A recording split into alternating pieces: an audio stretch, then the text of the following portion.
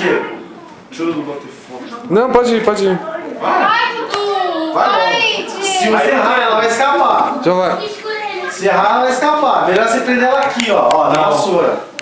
Eu tô vendo onde ela tá. Ele tá com medo. Ó, armou, tá andando. Alguém tem uma Sai daí! Sai da sombra! Leonardo, em cima do sofá. Sai. Não bate não. Deixa eu matar ela agora. Você vai escapar. Para! Tira a mão daí, cara. Nossa, Fábio, você é retardado. Você vai pôr a mão na madeira? Aí você não vai pegar ela. Com força! Deixou sair. Vai pro lado lá. Você escapou pra cima dela. Subiu na madeira!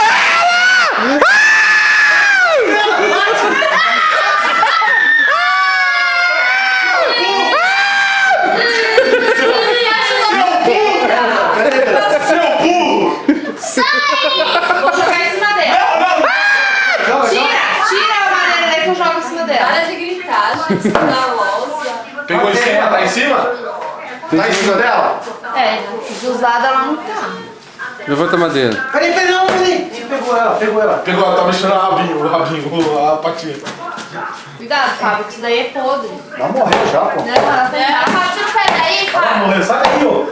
Tira o pé daí, Fábio. Ô, meu Deus, tá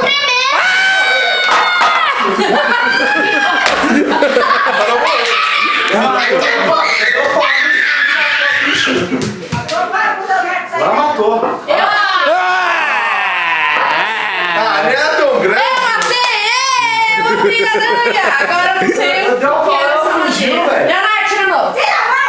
E vem ver, eu matar Olha o ela. veneno. Botei imagem aí, velho.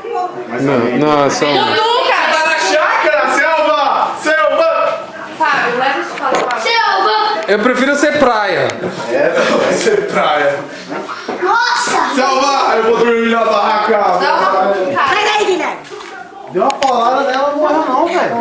Ô, Dudu, Sim, ó. não é melhor a gente ver bacana? Aonde? Não, foi na hora que jogou a madeira. Entendeu? Eu vou dar uma olhada no quarto mesmo. Vou dar uma olhada. Essa mulher, eu Acho que vou ela ouvir falar pra coisa lá, que essa mulher não limpa nada aqui, Dudu. É, eu acho que veio na madeira ou tava na lareira. Então. É que não dá pra saber, né?